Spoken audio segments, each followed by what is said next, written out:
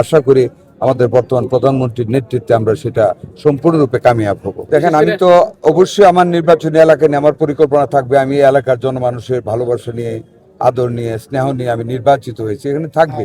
তো over and above আমার জনগণ আমার মনোহর দিয়ে বেলাবো সব কাজে অগ্রাধিকারই পাবে, তবে দেশটাকে সুন্দরভাবে গড়ে তুলতে হবে।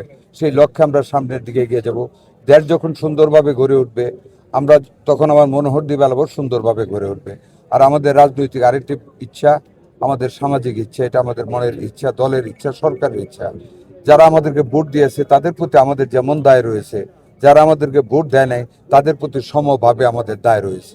সকল প্রতিহিংসার ঊর্ধ্বে উঠে, সকল বিদ্বেষকে ভুলে গিয়ে, রাজনৈতিক কোনো কুচিন্তা বা অসৎ চিন্তা না করে আমরা সকল মানুষকে নিয়ে, মুক্তিযুদ্ধের পক্ষে সকল মানুষকে নিয়ে আমরা নতুন সমৃদ্ধশীল মুক্তিযুদ্ধের চেতনা ভিত্তিক একটি বাংলাদেশ গড়ে তুলব ইনশাআল্লাহ।